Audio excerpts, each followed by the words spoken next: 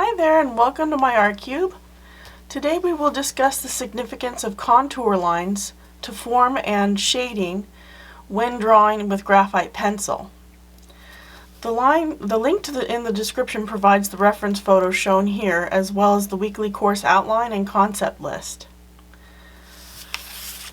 So what are contour lines?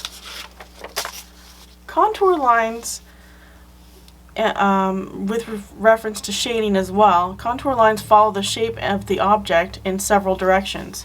Contour lines flow in the direction of the major and minor axes of the object.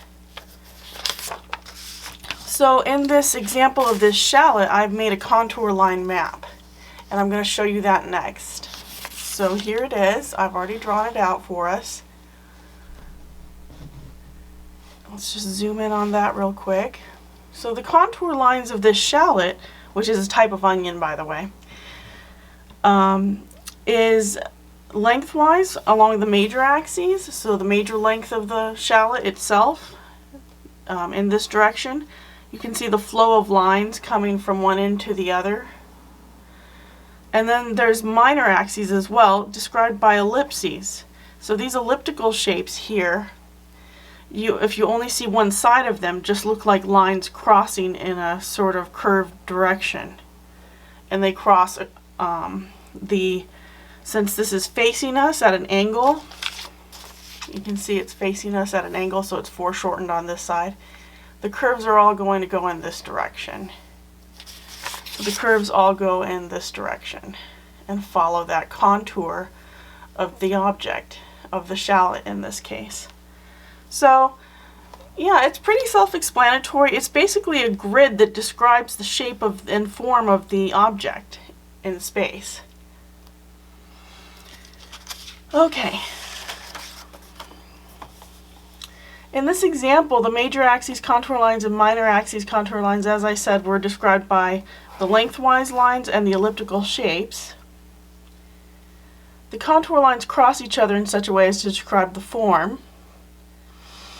So what you'll notice is when I draw a fully rendered and shaded pencil drawing for the shallot, you will see most of my shading will follow the direction of the major axes in this specific example.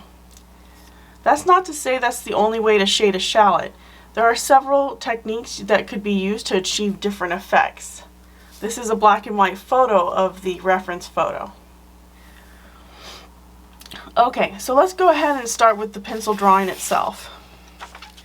Now, as you can see, what I'm going to start with is blocking in the outline of this shallot, right? And we want to note that it's foreshortened because it's facing us. So the back is angled away, the front is facing towards us slightly at a slight angle. And so when we block that in, we just want to make sure we foreshorten that object and get the right outline as best we can. So first I start by blocking in the outline and relative measurements and basic shapes. Then I'll make a note of where my highlights are. So my highlights are here and here, so my light source is in front of the shallot, reflecting off of this area and this area right here. Okay, and after you get the highlights in, then you're going to start to define more pronounced features of the shallot, adding more detail as we go along. So let's go ahead and get started on that. Okay.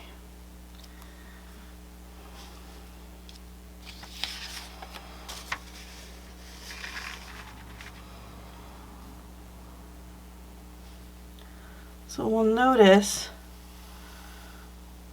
that there's these definite lines and slithers of darker areas, and in between them are slithers of lighter areas. So I'm not going to shade in the areas that are lighter.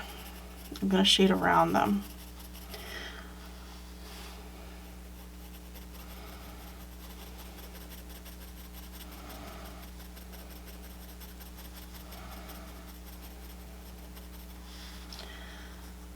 This is kind of a sharp pencil for this, but I think you'll get the idea as I go along.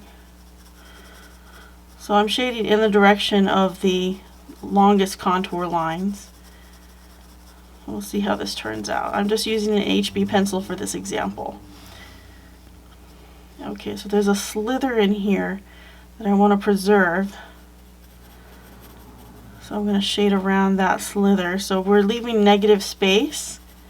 So I'm leaving white lines as negative space to help describe the form of the shallot. And those are the contour lines going along the major axes of the shallot. So we'll do this as best we can.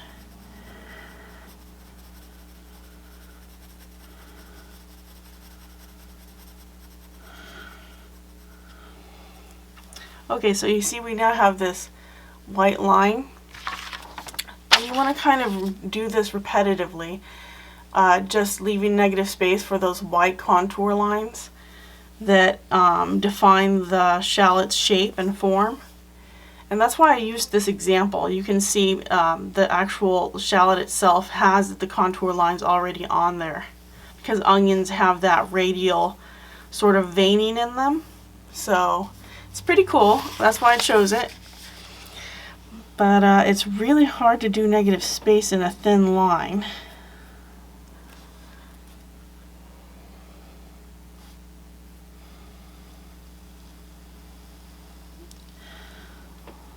So we'll just try our best.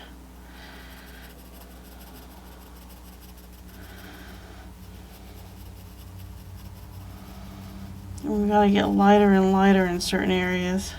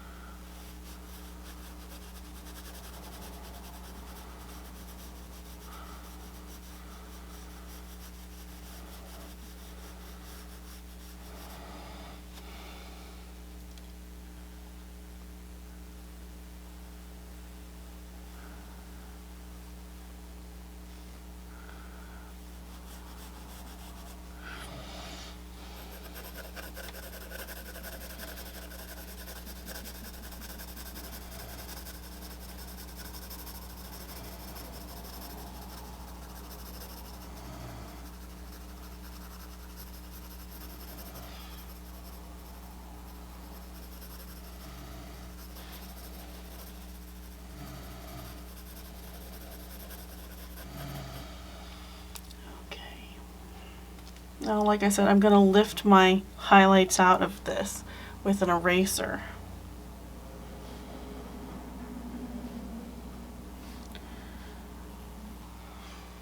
Okay, so we've got quite a bit of shading down here.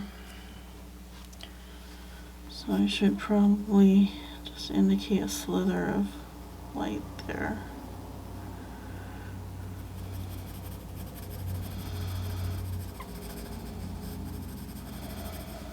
This is not the ideal way to hold your pencil, by the way. This is the way I'm holding the pencil is so that the camera can pick up what I'm doing. Hopefully it's not coming in blurry. So it's really shaded at the bottom. So we notice there's a lot of shadow here and a lot of shadow here. What we can do is we can start out by just removing these highlight areas. So this area here and this area here, I'm going to use a kneaded eraser to kind of splotch out those areas. So we're going to just use a kneaded eraser here to sort of splotch out those areas. See if we can create a highlight that way. Sort of going in the direction, yeah, that's working, of the light.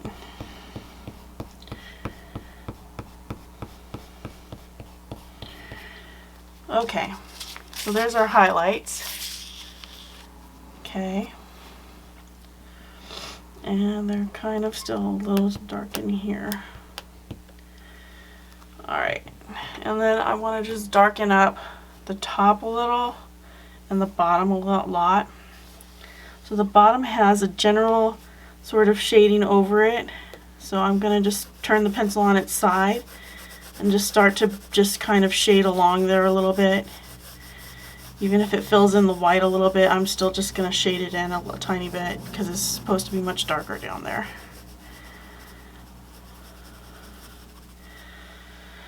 Okay, and this is not the best example of this. This could use a lot more work on it, but I think you get the general idea of what I'm trying to say when I'm learning about contour lines right now, is that contour lines help define a form because they go along the actual pattern or outline of the form and describe it that way. So contour lines essentially can describe the shape or form.